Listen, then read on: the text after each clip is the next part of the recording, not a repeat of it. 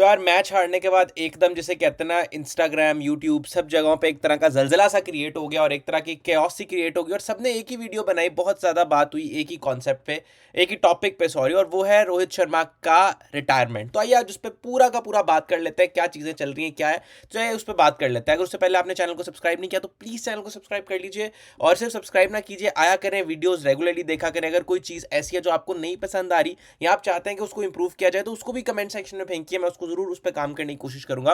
और अगर कोई चीज़ बिल्कुल ठीक है तो फिर वो भी बता दीजिए, वो भी ज़रा थोड़ा सा अच्छा रह जाता है। तो वीडियो लाइक भी कर दीजिए। तो चलिए मिलते हैं अगली चले शुरू करते हैं, sorry I am so sorry. तो चलिए चलिए शुरू करते हैं। तो यार ये आप मेरे सामने देख सकते हैं स्टैट्स के बारे में, जो रोहित शर्मा के स्टैट्स हैं टेस्ट के। और हम रीसेंट गेम की अगर बात करें तो आप लोग इसको जाकर ESPN क्रिकेट से मैंने उठाया तो आप इसको देख सकते हैं।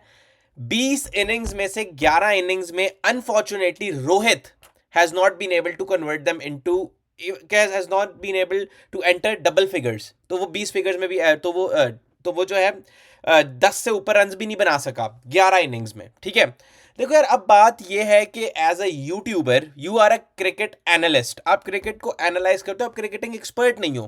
क्योंकि क्रिकेटिंग एक्सपर्ट वही होता है जो, मेरी नज़र में ये मेरा अपना मानना है कि क्रिकेटिंग एक्सपर्ट वही होता है जिसने बल्ला पकड़ा और वहां पर जो 22 यार्ड पे जाके क्रिकेट खेला है, वो जो वहां पर जाके जिसने इंटरनेशनल प्रेशर को फेस किया है, जिसने इंटरनेशनल लेवल पे अपनी कंट्री को जो है वो रिप्रेजेंट किया है, if not on international level then may be under 19 level पे या किसी तरह के सम सॉर्ट ऑफ नेशनल, जिसके पास कोई एफिलिएशन हो सम सॉर्ट ऑफ, तो उसको हम क्रिकेटिंग एक्सपर्ट कह सकते हैं। But as a cricketing analyst आप जब एक प्लेयर पे कमेंट करते हो ना, आई थिंक वो थोड़ा सा गलत हो जाता है।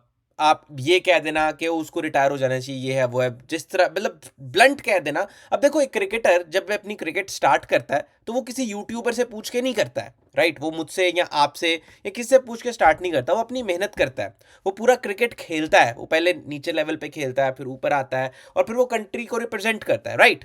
So when a player goes through all that process तो उसको अपने बारे में पता है, उसको पता है कि उसके क्या मेन पॉइंट्स है और क्या वीकनेसेस है। अगर यहाँ पे कोई कहे ना कि वो विराट कोहली गलती से आउट हो रहा है ऑफ साइड की गेंद पे या बस उस पर बैट डाल रहा है, ये कोई वीकनेस नहीं है। ये विराट को भी पता है कि ये उसकी एक बहुत बड़ी वीकनेस है, ठीक है? तो प्लेयर को खुद पता होता है। आप यहां पर बैठकर एनालाइज कर सकते हो कि हाँ ठीक है, बल्ला जा रहा है बार बार, बॉल कैसी आ रही है, वॉबल सीम क्या है, आप इन चीज़ों पे बैठकर बात कर सकते हो। आप पिच रिपोर्ट पे बैठ के बात कर सकते हो, आप वेदर और कंडीशन का इफेक्ट मैच पे कैसे होगा, आप इस चीज़ पे बात कर सकते हो। आप पिच की ड्राइनेस पे बात कर सकते हो, आप पिच के फास्ट कंडीशंस के बारे में बात कर सकते हो।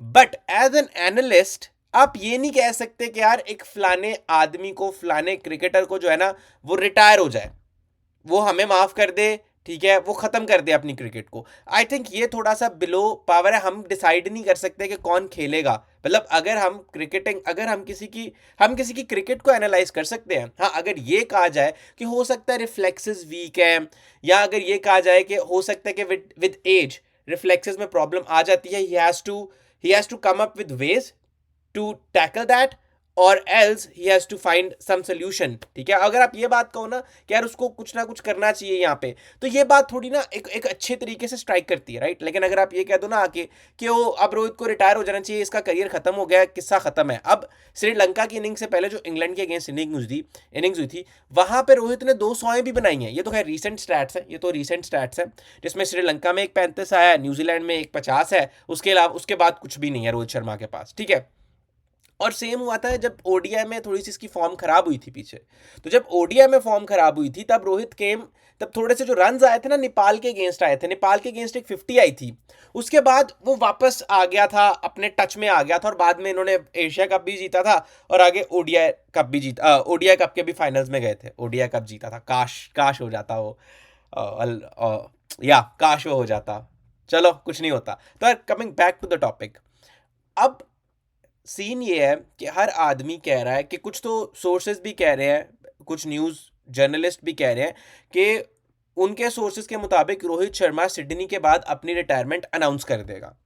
और देखो WTC तो अब निकल गई, वो तो WTC का किस्सा तो अब निकल गया, सही है, वो तो अब किस्सा खत्म हो गया, ठीक है।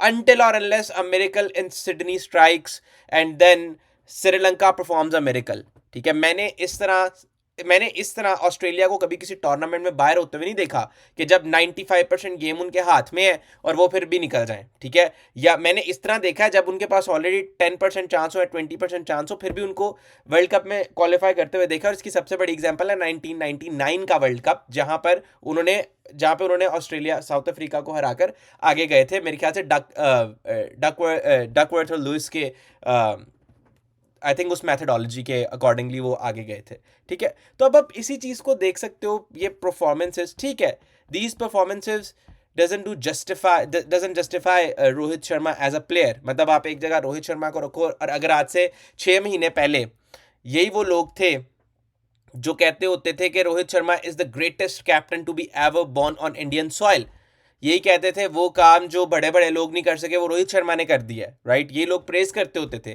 Then suddenly this player, this RS Rohit Sharma becomes the most hated captain for India। अब आप, और मैं कई दफा पोस्ट पढ़ रहा था कि oh this is how fast a night changes. तो यार नाइट किसने चेंज किया फास्ट? हु इज आप किसको क्या कह सकते हो, whom to blame? आप किसको ब्लेम कर सकते हो? इस तरह मेरे ख्याल से किसी को बैठ कर ये कह देना लानत है तुम पे, या ऐसे वर्ड यूज कर देना कि तुम रिटायरमेंट ले लो, अब तुमसे नहीं होगा।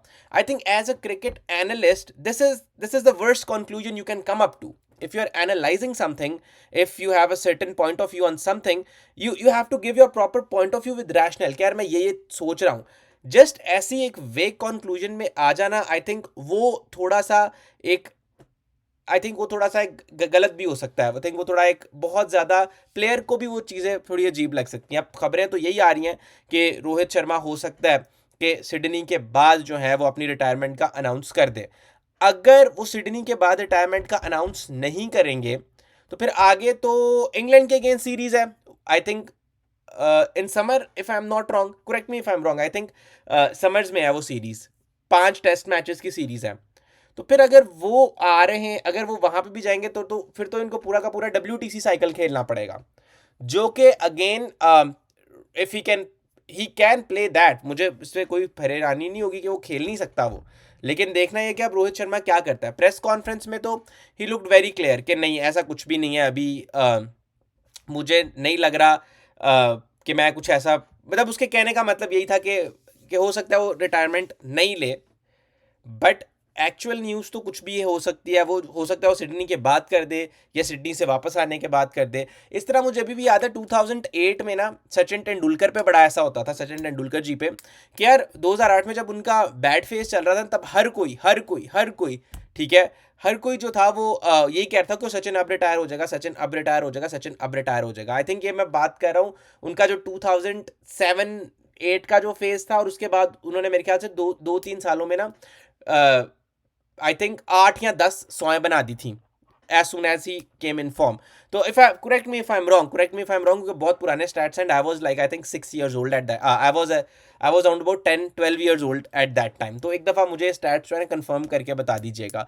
तो यार यही खबर है। आई थिंक थोड़ा सा एनालाइज करने पे भी हमें ना थोड़ा हाथ रखना चाहिए। हमें आई थिंक जो वर्डिंग होती है, जो हम जिस तरीके से बात करना चाहते हैं, आई थिंक वो बात करने का लहजा और बात करने का तरीका आई थिंक थोड़ा सा बेहतर हो सकता है। थिंक ये कह देना लानत है तुम पे कि तुम रिटायर ले लो, तुमसे नहीं हो पाएगा, I think it is just a conclusion, it's not an analysis, ठीक है। हर खिलाड़ी को पता होता है कि उसका स्ट्रॉन्ग जोन क्या है और उसका वीक जोन क्या है, ठीक है। उसको हम यूट्यूबर नहीं बता सकते कि भाई तू रिटायरमेंट ले ले, ठीक है। It's wrong. मतलब देखो at the end of the day, अब मैं यूट्यूब पे क्या बात कर सकता हूँ यार, मतलब at the end of the day एक प्लेयर जो है वो खेल रहा है, ठीक है, let me put it this way, उसको पता है कि उसने अपने बारे में सोचा होता है, राइट। बट ये बातें कह देना, सोशल मीडिया पे सर्कुलेट कर देना, आई थिंक ये थोड़ा रॉन्ग है। बाकी सिडनी के बाद देखते हैं क्या होता है। आई होप सिडनी के बाद चीज़ें काफ़ी क्लियर हो जाएंगी। बट अगर खेलना है भाई तो फिर 2027 का पूरा साइकिल खेलो, अगर नहीं तो फिर I think it would be a better decision, जो कि मुझे लग रहा है। आगे देखो रोहित शर्मा क्या करते हैं। सोर्सेज पे अगर मैं कमेंट करूं तो आई थिंक देन या इट्स अ गुड डिसीजन। और दो on the other hand Virat पे तो यार बहुत क्रिकेट बाकी है। विराट की तो एक वो गलती कर रहा है बार बार, और ये भी आई थिंक टेस्ट क्रिकेट की वजह से, IPL की वजह से और टेस्ट क्रिकेट की वजह से, कि he is trying to chase that delivery, he is trying to chase, he is trying to go after that ball, जो कि थोड़ा सा गलत भी है कि आप इतने सीजन्ड कैंपेनर होके, मतलब विराट कोहली यार, मतलब क्रिकेट जो है वो जब जहाँ से क्रिकेट शुरू होती है उसके बाद एक नाम जो आजकल के दौर में आता है वो विराट कोहली है, ठीक है। तो I think he will try to work on his weakness. अभी जब टीम इंडिया वापस आएगी आई थिंक वो काफ़ी काम करने की कोशिश करेगा इन चीज़ों पे, ताकि अच्छे तरीके से परफॉर्म कर सके। तो मिलते हैं यार अगली वीडियो के साथ, तब तक के लिए चैनल को लाइक शेयर सब्सक्राइब कर लीजिए। See you in the next video.